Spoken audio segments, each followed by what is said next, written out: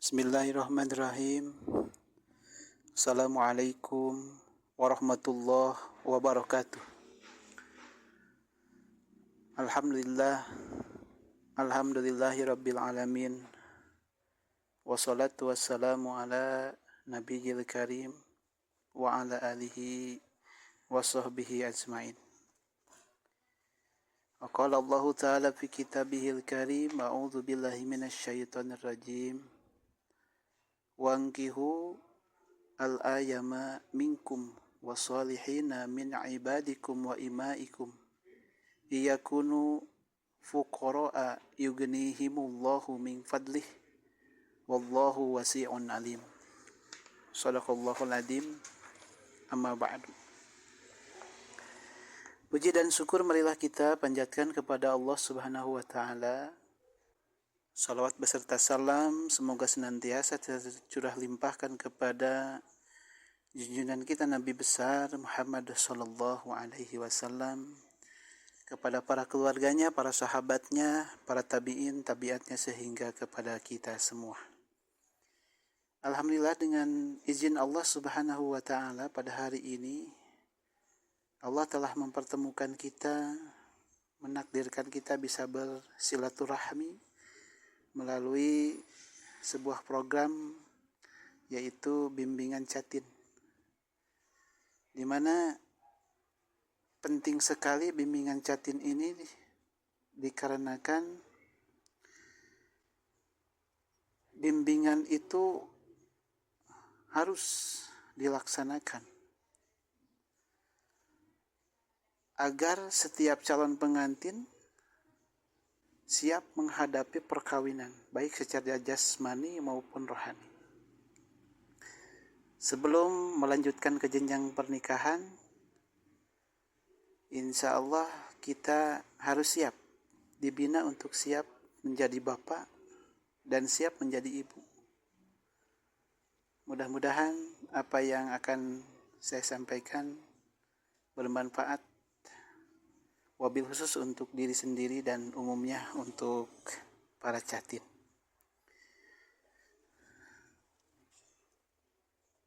Para peserta yang saya hormati dan Allah muliakan, nikah. Kata nikah itu berasal dari bahasa Arab, yaitu berkumpul atau bersetubuh. Dan nikah ini di Indonesia dikenal dengan istilah kawin. Bahkan sudah diatur dalam undang-undangnya yang bernama Undang-Undang Perkawinan, yaitu Undang-Undang Nomor 16 Tahun 2019 tentang perubahan atas Undang-Undang Nomor 1 Tahun 1974 tentang perkawinan. Secara etimologi atau bahasa, nikah itu berasal dari bahasa Arab al-damu yang berarti berkumpul. Sedangkan menurut terminologi fikih atau istilah syariat, nikah itu adalah akad yang menyimpan makna diperbolehkannya hubungan intim antara suami istri dengan menggunakan lafaz nikah atau sejenisnya. Maka dengan kata lain, pernikahan adalah dasar hukum yang melegalkan hubungan antara seorang laki-laki dan perempuan. Nah, jadi nikah itu kenapa dianjurkan atau kenapa diharuskan? Dikarenakan dengan nikah yang tadinya haram menjadi halal, dan rujukan nikah tersebut ada di dalam firman Allah sebagaimana yang telah saya bacakan tadi di muqaddimah, yaitu di dalam Al-Quran surah An-Nur ayat 32 yang artinya, dan nikahkanlah orang-orang yang masih membujang di antara kamu dan juga orang-orang yang layak menikah dari hamba-hamba sahayamu yang laki-laki dan perempuan. Jika mereka miskin, Allah akan memberi kemampuan kepada mereka dengan karunia-Nya. Dan Allah Maha luas pemberiannya, maha mengetahui. Dari ayat tersebut, selain Allah Subhanahu wa Ta'ala menganjurkan, memerintah untuk menikah, Allah Subhanahu wa Ta'ala juga menjamin dengan rezekinya. Kadang-kadang belum apa-apa kita suka kita suka takut. Kalau sudah nikah saya takut gak bisa menafkahin. Kalau sudah nikah saya takut gak bisa memberi makan misalnya. Atau sebelum nikah gimana nih, saya gak punya penghasilan tetap, penghasilan saya kurang, sebulan juga cuma dapat 500.000 umpamanya. Nah, justru pemikiran-pemikiran yang kita pikirkan itu Allah Subhanahu wa Ta'ala membantah. Jangan khawatir dengan tidak ada rezeki.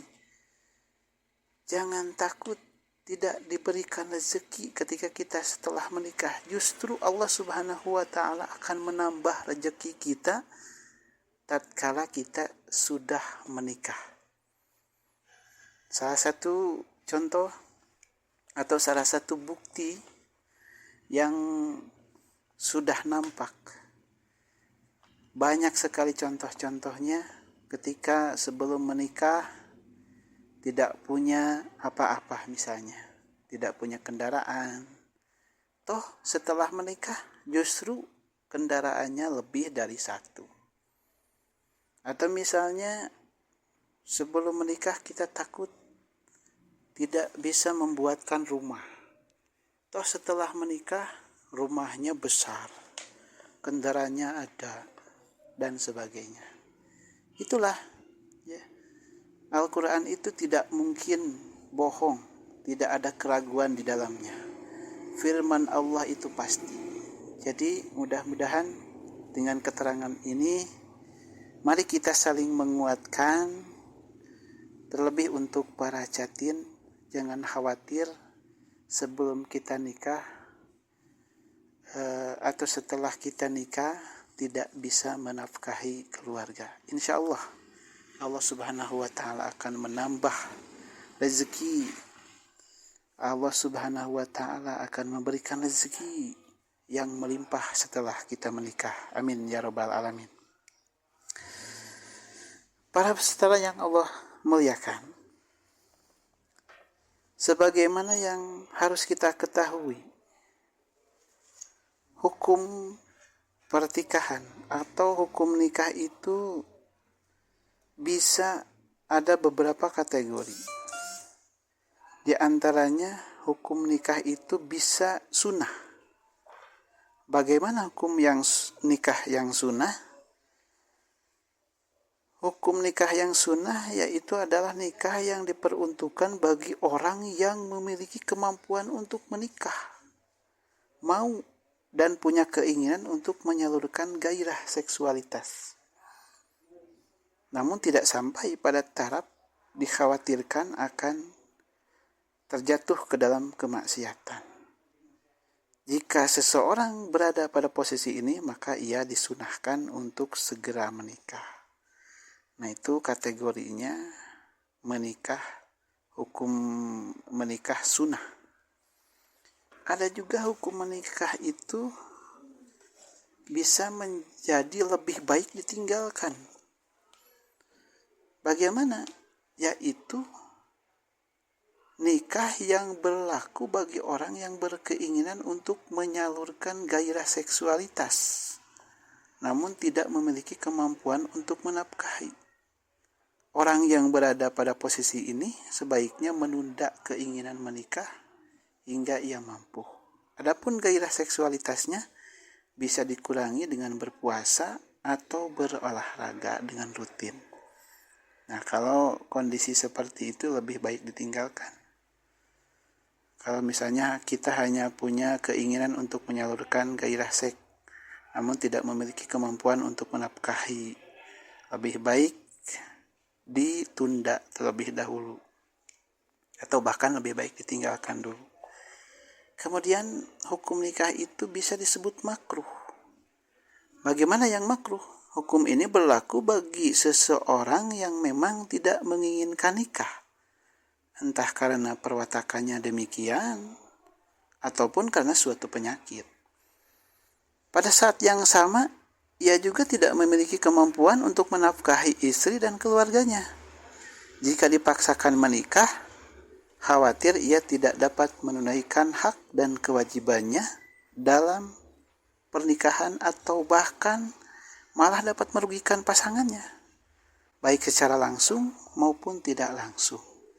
Nah, kalau kondisinya seperti demikian, maka hukum nikahnya bisa disebut dengan makruh. Dan hukum nikah yang selanjutnya bisa dikatakan nikah haram.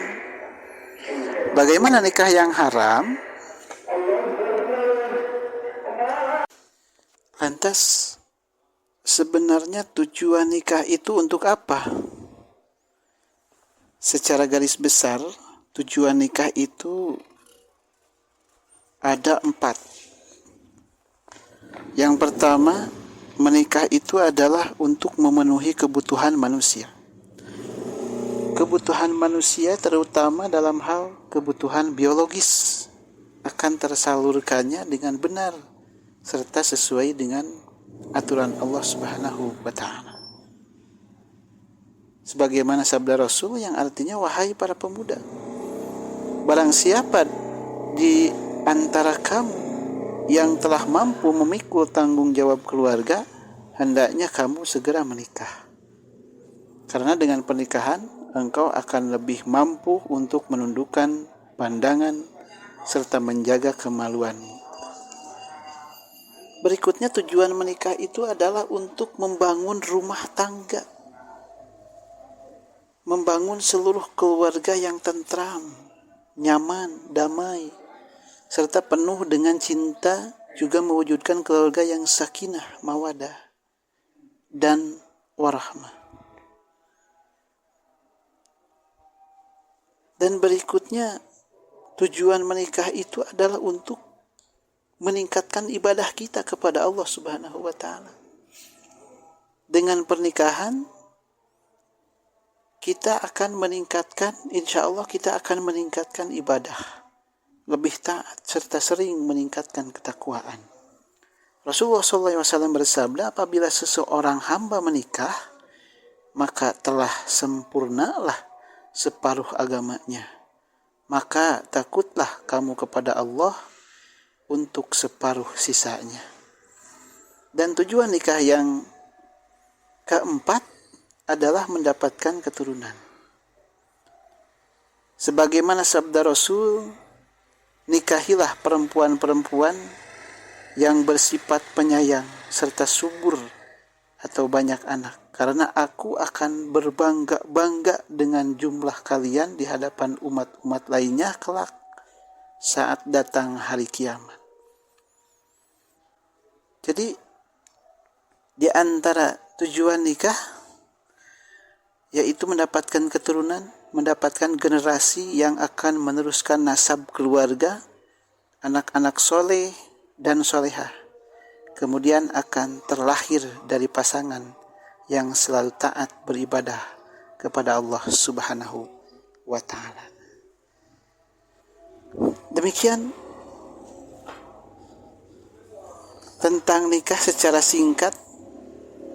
Mudah-mudahan Allah Subhanahu wa Ta'ala menjadikan kita sebagai keluarga yang mampu mencontoh keluarga Rasulullah Sallallahu Alaihi Wasallam, menjadi keluarga yang sakinah, mawadah dan warahmah, yang akhirnya kita mendapatkan kebahagiaan baik di dunia maupun di akhirat. Billahi taufiq wal hidayah. Assalamualaikum warahmatullahi wabarakatuh. Bismillahirrahmanirrahim. Assalamualaikum warahmatullahi wabarakatuh. Alhamdulillahi rabbil alamin.